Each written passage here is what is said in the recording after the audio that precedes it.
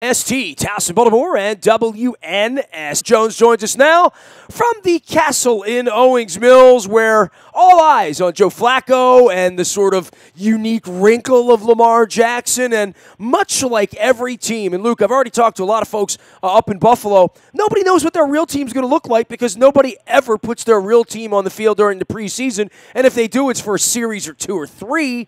And most teams didn't have a Marshall Yanda or a Terrell Suggs or some player that they didn't get on the field in August or didn't want to get on the field in August. It's a big box of chocolates this week as we kick off. It really is. I mean, you can talk all you want about what happened in the spring, what happened in training camp, what you saw in the preseason, and I mean, the Ravens went undefeated. Again, you look at that, and that's better than the alternative of going 0-5. But you kind of look at each of those games and say, okay, well, the backups played in Canton. The Ravens played against the Rams in their second preseason game. The Rams played none of their starters, but I think two. So you didn't really get a great look in terms of competition there.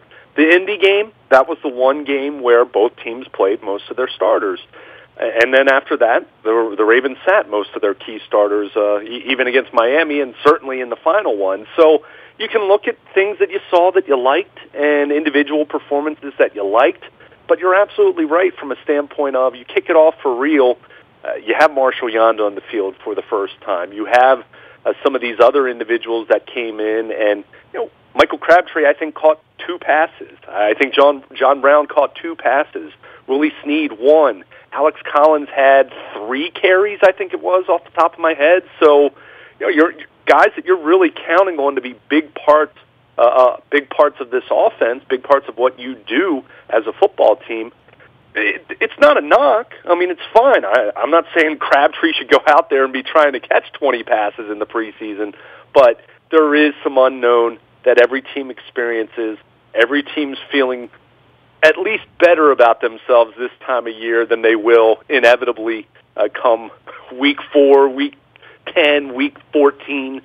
But somebody's going to be 2-8 by then who doesn't realize it yet. Exactly. I mean, even the teams like Oakland, for example, with trading Khalil Mack, and I'm sure you and I will discuss that at some point, but there's going to be some unknown. But for the Ravens, I think the thing that you like most of all is they're pretty darn healthy overall. Yeah, they suffered some injuries late in training camp, but there's no one you could point to that went on IR when they made final cuts over the weekend that you'd say, wow, that's really a season-altering kind of injury. Yeah, they'll miss Hayden Hurst for a couple weeks here to start the season.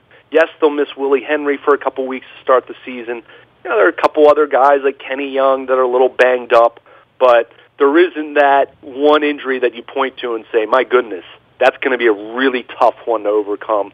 They'll have that at some point because that's just the way it works in the NFL and when you're playing football, but you have to be pleased with where this roster is from a physical standpoint, only having a couple meaningful players that are sidelined right now, and certainly not players that you've lost for the season. All right, so what are your expectations for Sunday? I mean, this is a time where I get to ask you, are they going to win or are they going to lose? Are they going to be good? Are they going to be bad? I'll say this all week long. They better not lose to Buffalo, right? They better not lose to Nathan Peterman now that we know where it is, because I think that would turn expectations in a very, very sour direction with these trips coming up to first 3 trips of the year to all division places. That's got to be unprecedented. That could never have happened before, right? Probably never happen again. Yeah, I mean, certainly there have been years where they've played the 3 AFC North teams so incredibly early in the season. But, yeah, all 3 of those being on the road, it's going to be a challenge. There's no question about that. But you're absolutely right about Buffalo. I mean, this is a team. I saw a stat from one of the guys at overthecap.com. They do a great job looking at the salary cap around the league. Buffalo has $53 million in dead money. Remember a few years back we talked about the Ray Rice year. They had Jacoby Jones. I think Dennis Pitta had dead money that whichever year it was recently, and it was the year the Ravens went 5-11. They had so much dead money on the cap that year. Buffalo has 2.5 times more dead money than the Ravens did that year. I mean, it just speaks to that roster, and you kind of look at them and say, okay, well, they snuck their way into the playoffs thanks to Andy Dalton and Tyler Boyd last year against the Ravens in Baltimore. Thanks to the Ravens, by the way. Throw that in, too, yes. Right. But they have just that roster has been gutted, and I don't think it was that good to begin with. I thought they had a lot of good fortune last year that kind of put them in the position they were in. Yeah, I thought that point where they had Schwartz and Pett, and they had some good guys on defense, and they played better defense, and they got at it. I always thought their front seven was kind of stout, and they were drafting for that, but they've never appeared to be anything like a factor at all. It's certainly not in that division, right? I mean, you look at them, they've been a laughingstock for 2 decades for a lot of reasons. Part of that is, who have they drafted? I mean, who's the last guy they could put the name on the side of the wall, the facade of the building? Maybe Pat Williams or somebody, but I mean, they haven't had good football players there in a long time. I mean, they've had their share of good players that have come through, I guess, here and there, but you're right, no one that's a transcendent talent that you really look to in Buffalo. I mean, they've got a handful of good players. It's not as though I'd look at the roster and say I couldn't identify a few guys that I'd want to have, but it feels like they've beaten us enough over the course of the years. I've had my feelings hurt in Buffalo a few times. I know that much. I think back to 2013 when Joe Flacco throwing interceptions left and right. And it's a long bus ride home from Buffalo. Trust me. Yeah, not a lot to see. At least the wings were good. That was about it. But I mean, this is a team that I think is going to be one of the worst teams in the NFL, if not the worst, when it's all said and done. I think they're making a good decision from a long-term standpoint to go with Peterman over the rookie Allen. I mean, you're going to start a rookie quarterback week 1 against the Ravens defense in Baltimore. And look, where this Ravens defense ultimately ranks, I think time will tell. I certainly expect it to be a good defense. Certainly at least as good as it was last year, even taking into account that Jimmy Smith's not going to be on the field for the first 4 games. I think they're deep. I think some of their young players are coming on, guys like Marlon Humphrey, Tim Williams, in the rotation. I expect him to flash more and to have more of a presence in their pass rushing rotation. Certainly very deep up front, so deep that they let go of a good player like Carl Davis, who was claimed immediately by Cleveland, and some other teams tried to claim him. So it speaks to the depth that they have. So I think they're smart starting Peterman in terms of a business decision, protecting your long-term investment, first-round pick who was already considered a guy that's not really ready to play and is kind of volatile, and there's plenty of questions about him long-term, whether he's going to be a franchise quarterback, but he's talented, and you don't want to put him up against this defense. That said, I think Nathan Peterman's going to be completely overwhelmed, and this is one of those games, and you know me, I'm not the type that typically picks blowouts because you don't see blowouts very often. Nathan Peterman better not come in here and beat the Baltimore Ravens. I mean, my goodness, right. I mean, short of the Ravens turning the ball over 5 times, I really don't see them having too much difficulty. Or having kicks blocks or punts blocked or crazy really, stuff that was happening in the preseason, quite frankly. Yeah, sure. And I'm not as concerned about what we saw from a special teams standpoint, other than not being sold on Janarian Grant as the return specialist. I think the fact that this team kept Tim White on the practice squad and signed the Gilman product, Cyrus Jones, the former Patriot, former Alabama product, to their practice squad. So they have 2 return candidates on the practice squad. That tells you all you need to know about the confidence level in Grant. So that's the thing that concerns me more than anything with the special teams. But I have that Lamont Brightful feeling all over again. Yeah, right? I mean, I don't know. I mean, I thought he looked, even the fumble aside in Indy, he kind of has a pinball quality, but I wasn't wowed by what I saw. So we'll see. It's not something, it's something that's very fluid. To me, it's not the most important part of the game anymore, the special teams part of it, just not to screw up. You got to catch the ball. You can't put the ball on the carpet. But I don't know that anybody's expecting, we're going to the house every other week on special teams. I think the biggest thing, don't screw up.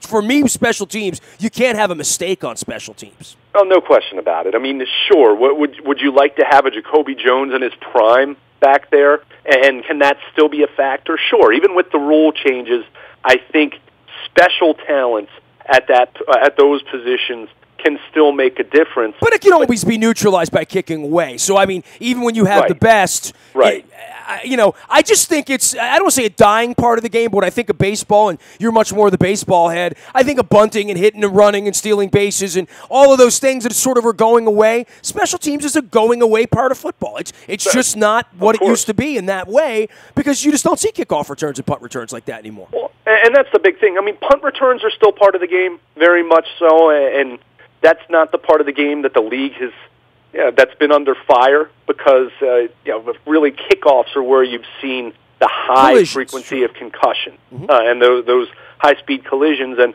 with the rule changes this year that we've seen in the preseason, haven't necessarily, we talked about it a lot before the preseason, but I think after you see it, you kind of have some ideas about it. But it's another one of those things that we mentioned a few minutes ago.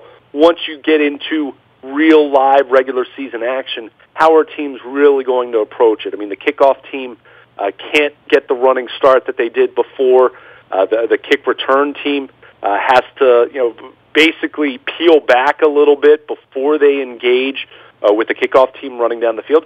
So in some ways, you almost get a play that's a little bit more like a punt. So, but your point is well taken. I mean, special teams are very much different from where they used to be, specifically with the kickoff play. And I think this is the last measure that you're going to see tried before they eliminate the kickoff altogether.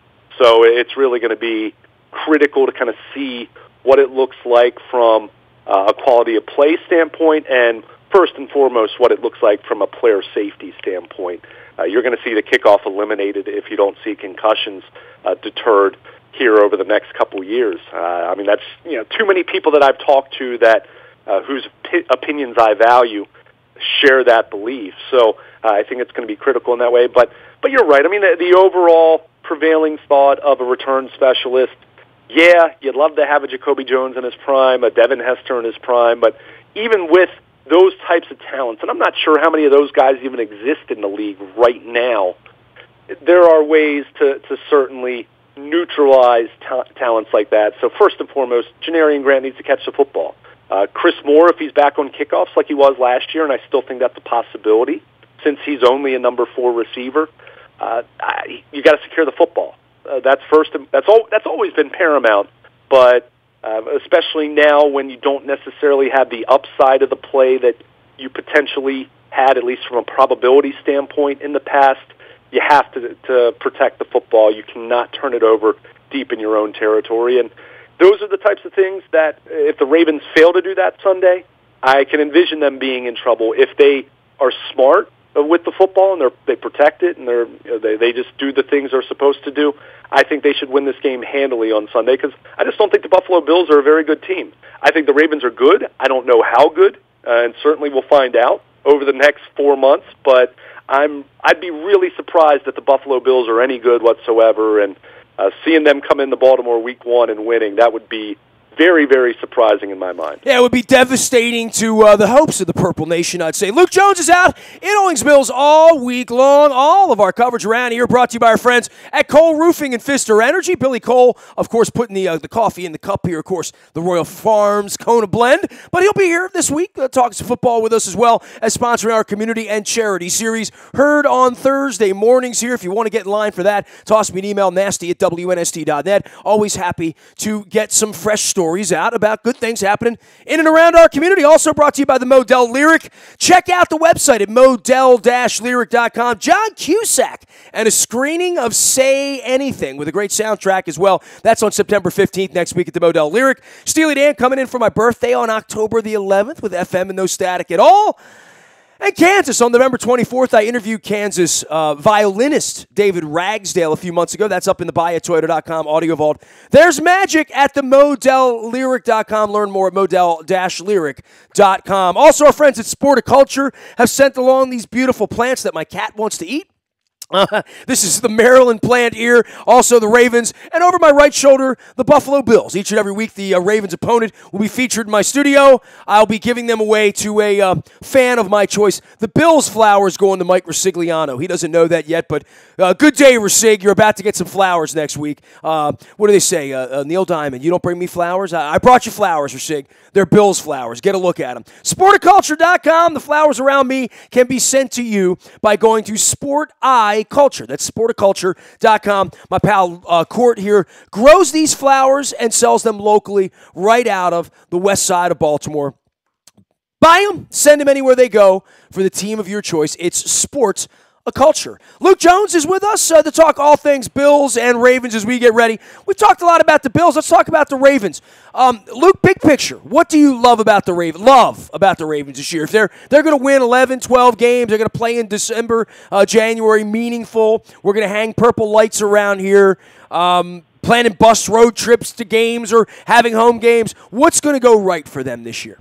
Well, I think you have to start with Joe Flacco, and we've talked so much about backup quarterbacks, and they kept 3 quarterbacks, and there's so much conversation about RG3 and Lamar Jackson, and I get all that, especially with Jackson. He was the first-round pick, or their second first-round pick this April.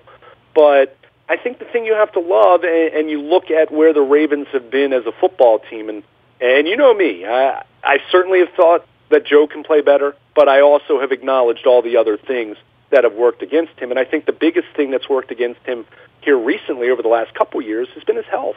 I think in retrospect, you look at where the Ravens were the first half of last season with Flacco coming off of the back injury, and I mean that offense was barely functional. I mean they ran the ball pretty well, and they couldn't throw the ball at all, other than a few plays here and there, short passes here and there. I mean they didn't have that. And I think you look at Flacco first and foremost being healthy. I think you look at the fact that I'm not going to at all say that this wide receiver group is great necessarily, and I don't think they're in that tier where you would look at them as being anywhere close to the top 5 or top 10 or maybe even top 15 in wide receivers. But they're not the worst anymore.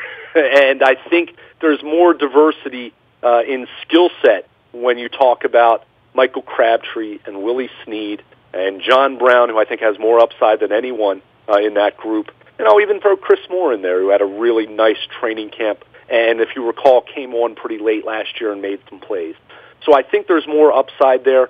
I think there's just guys who can do different things there, and that's going to help Joe Flacco. So the first thing I love is the fact that Flacco's healthy. He's another year removed from the knee surgery. I think they've finally made a better effort. I won't say it was great necessarily because, they didn't go out and get, a top-tier wide receiver. I think they've gotten some interesting guys here, and time will tell whether they bounce back from statistically off seasons. I mean, they are. They all 3 of those guys had down years statistically. So beyond that, I think you have to look at the continuity and the depth on this defense. And as much as I hate the fact that Jimmy Smith isn't out there for the first 4 games, and we know the history there, I do think there is a better potential for them to endure that. I think because of Marlon Humphrey, and I think Marlon Humphrey has the potential to be a number 1 corner as soon as this year and certainly in the next couple years, because I think he has that kind of talent. Well, it better be a big month for him. I'll tell you that right now. Yeah, no question. We're going to talk about him and talk about Jimmy Smith and talk about the investment the team's made in players they can't get on the field. Jimmy Smith's at the top of that list right now. Sure. I got to think that's not a real popular thing going on out there right now for when players can't. I mean, we were talking about Chris Davis a couple of years ago not being able to get on the field when it matters. When you're going to Cincinnati and Pittsburgh to start the season, it matters to me.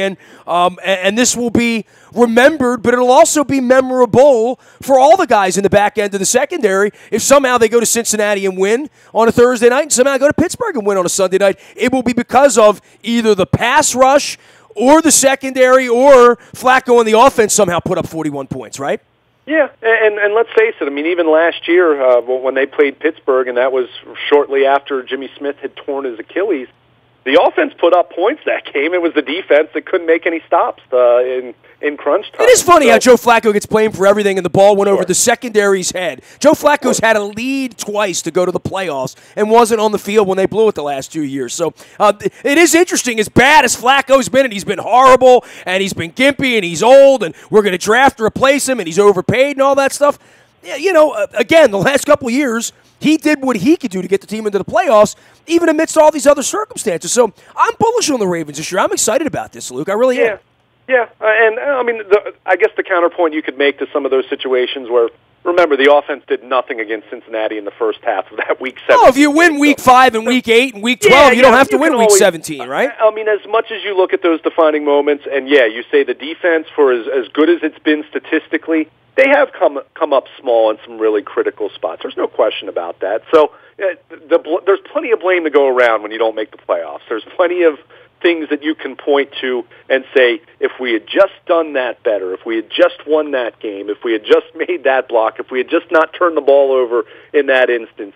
Yeah, I mean, you can do that all day, and you can spend all off season doing that. And I'm guessing John Harbaugh and this coaching staff have done that the last couple of years, where they've come up so just heartbreaking in how close they've been, but not getting the job done. But I do look at the depth on this defense, by and large, at every level, other than maybe you look at inside linebacker. I think that's the one position you point to that I really like Kenny Young, and I think ultimately he's going to be the guy that's starting next to C.J. Mosley, but he's a little banged up now. He's going to be in a timeshare with Patrick Owasso, who did some nice things last year, but I think is still someone where not exactly convinced that he's going to be a long-term answer as a starter. I think he's more of a depth piece for you. But beyond the Zach Orr thing sort of, shook the organization up a year and a half ago, and they haven't, in the same way Shazier in Pittsburgh, replacing your guy is not that easy to do. Growing your guy is a hard thing to do. Sure. I mean, look at the fact that it's been 5 years now since Dennis Pitta had his initial hip injury, and the Ravens are still trying to get the tight end position right. I mean, they've had some guys that have contributed, and certainly you like what you saw from Hayden Hurst in training camp, but he's a rookie. Mark Andrews is a rookie. Max Williams was a disappointment and is only on this roster at this point because he can block. I think if you're asked, going back to your original question of what I love about this football team, I love a healthy Joe Flacco. What that means as far as how well he'll play, time will tell, because he is 33 and he has had some of the injuries, and that does take a long-term toll on you. But I think everyone who was out there this spring and summer, for what that's worth, and we know that it's only practice, he's looked a lot better. And I think he is eager to get out there and silence some of the critics, put some of the expectations for Lamar Jackson being the guy, put those on the back burner as long as he can, whether that's in the next year, whether it's the year after that. I mean, he's got to play well. There's no doubt about that. I mean, being mediocre is going to be a ticket for him to be out of here sooner rather than later. It's just the reality of where the Ravens are as an organization at this point. Same with John Harbaugh. They need to win. So I think it's big, but I still look at the defense as the strength on this football team. I think there's still some of the same questions. You got to survive without Jimmy Smith, even though I think Marlon Humphrey is a guy that's much more on his way to being ready to replace that kind of talent as far as being a number one corner. You need to get more out of your pass rush, or certainly expecting more contributions out of Tim Williams. Tyus Bowser, we'll see about him, but Matt Judon last year had a really good year. He's the one who really came on and popped in his second season. The Ravens want to see a similar kind of effect from some of their other young edge players, and I think you just look at that secondary, even without Jimmy Smith. I think there's a lot of depth there that you feel good about for the short term to be good this year, and certainly try to endure early on. And we already said it's going to be a challenge. There's no question about that until Jimmy Smith's back. But this is a team that now has guys like Maurice Kennedy and Anthony Averett, you're fourth or fifth in the pecking order, and you kind of look at it and say, wow, those are guys that I think would be maybe number 3 corner, maybe someone that or would getting on the field a little bit more. I mean, even like to your point, Carl Davis and some of the guys they've gotten rid of, and I know Perryman went bye-bye over the weekend. I mean, there were a lot of names, and it kind of went away on a long holiday weekend, and nobody's going to miss most of these guys. I mean, you and I know who they are because we watch the preseason, but, a lot of the Kafusi types and the guys that can't get to the field, haven't been able to get to the field. Max Williams is still banging around, and, Hayden Hurst isn't going to play. So there's still a lot of this that's going to happen over the next month with shaking out the roster, but a lot of familiar names have gone bye-bye because they're on second, third, fourth camps and can't get on the field. Yeah, well, and I think, to me, the name, everyone's going to talk about Perriman naturally as a first-round bust, and look, we've known he was a bust for close to really a year now. I mean, going into last year, I think there was still a thought that because his second year he had at least been a functional number 3, number 4 receiver type, even if he still was a disappointment, there was still a hope that he could hit another level, and instead he regressed, and we knew it was over, and it was just a matter of were the Ravens going to have too much pride and try to hold on to him for another year, or are they going to let him go? Well, they did play it out now. I mean, they benched him at the end of last year. He was a healthy scratch. They let him come in all off season. They let him work out. They gave him an opportunity to have a healthy Flacco. And in the end, it's been a really rough go for that kid. That kid will forever, for all the years, he'll probably be the one we look at along with Elam, maybe more so than a Travis Taylor or a couple of Mark Claytons or some guys that actually got some playing time in and went elsewhere. I don't know that Perriman's going to catch a pass anywhere in this league in a real game, right? Well, I mean, he's getting some workouts this week. And look, there are a lot of people in that building rooting for him. I mean, this, by all accounts, is a good kid. He's worked hard. He's been through a hell of a lot.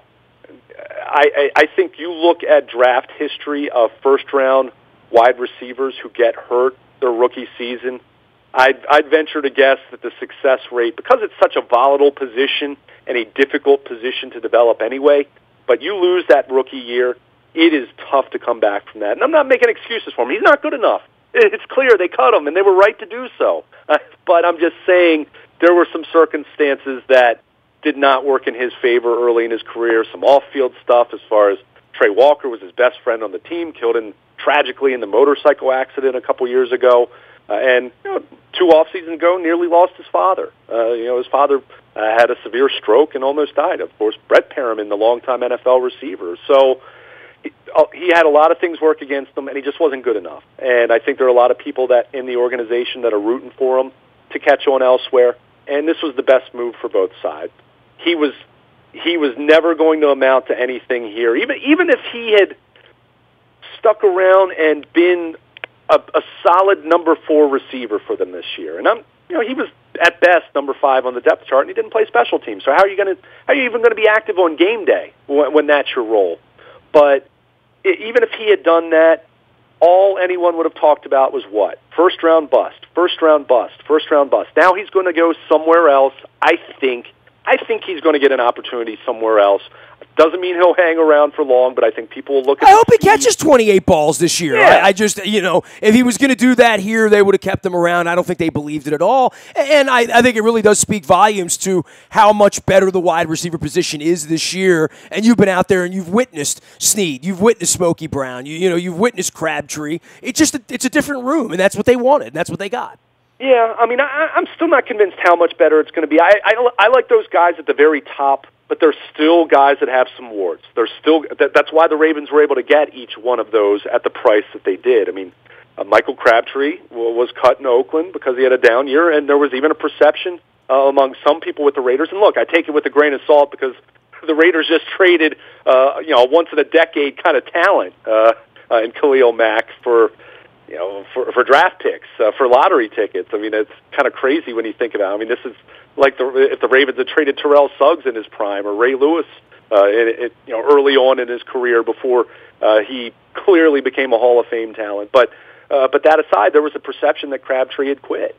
John Brown got a 1-year deal because hasn't been able to stay on the field. Willie Snead was basically let go in New Orleans because he got hurt and fell out of favor. Because there were other receivers there. So these guys have a lot to prove. I think the potential is certainly there for this group to be better, but they have to go out and prove it. But in the case of Perriman, he wasn't productive.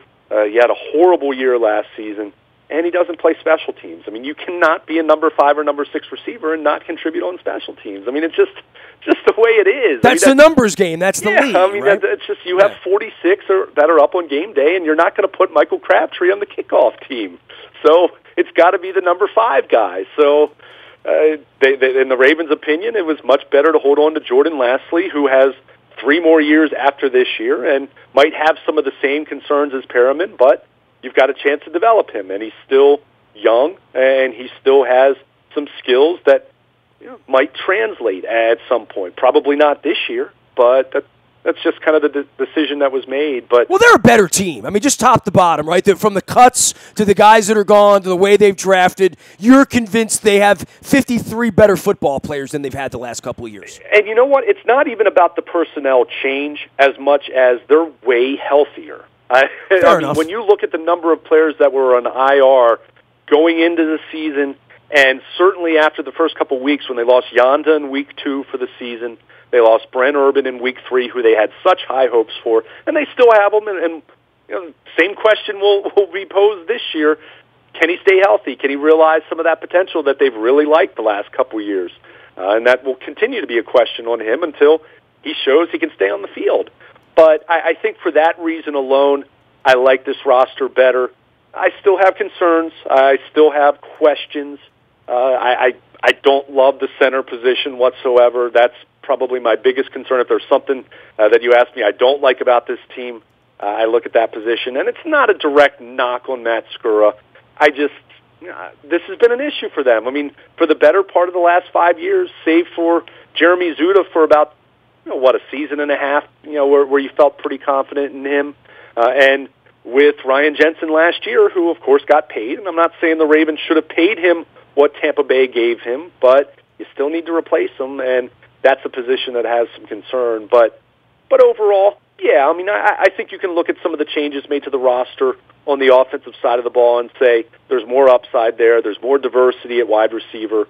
Certainly they have some more upside at tight end with Hayden Hurst and Mark Andrews, even if Andrews was quiet during the preseason and Hurst is banged up right now. And then on the defensive side, I kind of talked about the depth, but what about the continuity? I mean, this team, of all the players that played as much as one defensive snap last year, Ladarius Webb is the only one who's not here anymore. I mean, that's unheard of, that level of continuity in the salary cap era. I mean, even the Ravens going from 2000 to 2001, they lost a couple depth pieces here and there. They didn't bring back everyone. They brought back mostly everyone, but for the Ravens to bring back really everyone, because Webb wasn't a big factor for them late in the season. Kennedy had become their primary nickel. That really speaks well for the football team. So the health, more than anything, really jumps out for me. And, of course, the changes that they did make at the skill position spots. I still don't think it's a great wide receiver group. I don't think they're great at tight end. But I think this offense has a much better chance of being an average passing. Can they have an average passing attack? Well, that would be a heck of a lot of improvement from last year. And if you couple that with if they can run the ball as effectively as they did last year and play the kind of defense they did last year, at least up until Jimmy Smith got hurt, and you hope that Smith will come back in Week 5 and he'll be in a good place physically, and Marlon Humphrey will have more experience under his belt. Well, you need it more in Week 15 than you do Week 2. Sure. I mean, I'd say this much: you'd rather have them miss the first 4 games than the last 4 games. I mean, well, coming back off the injury and all that stuff. To your point, I mean, it's 4 more weeks he can't get injured allegedly. Although things happen in Owings Mills as well, but there is a little part of that. I'd rather have Matt on the field in Cincinnati and certainly against Pittsburgh. Sure. I mean, that's going to be a challenge, but overall, you have to like the continuity on defense. And we will see about Wink Martindale. Look, it's really easy for everyone to subtly or not be so subtle about pointing the finger at Dean Pease and not liking things about him calling the game as a defensive coordinator. And look, is some of that criticism warranted? Yeah, sure. I saw Brandon Carr matched up on an island with Antonio Brown late in the Pittsburgh game last December, and I questioned that just as much as anyone else. But at the same time, it's really easy to point the finger at someone who's not here anymore. So the challenge is going to be there for this defense, and more specifically for Wink Martindale, who is getting his second shot as a defensive coordinator, first time since 2010, where Denver was really, really bad, and he's talked about that being a learning experience. Well, we'll find out how much he learned, and we'll see how great this defense can be. I think the potential is there for this defense to be as good as anyone in the NFL. I think it certainly on paper to me looks like it has a good chance to be a top 5 kind of defense, if not a little better than that. So, but you have to go out and do it. And I think last year was a great example of that. How many times did they touch greatness? I mean, they had 3 shutouts. And I get it. You're playing backup quarterbacks or teams that are out of whack with their offensive line, and you can talk all you want about quality of opponent. To shut out a team in the NFL is really difficult to do. And it's really impressive. And this team did it 3 times last year.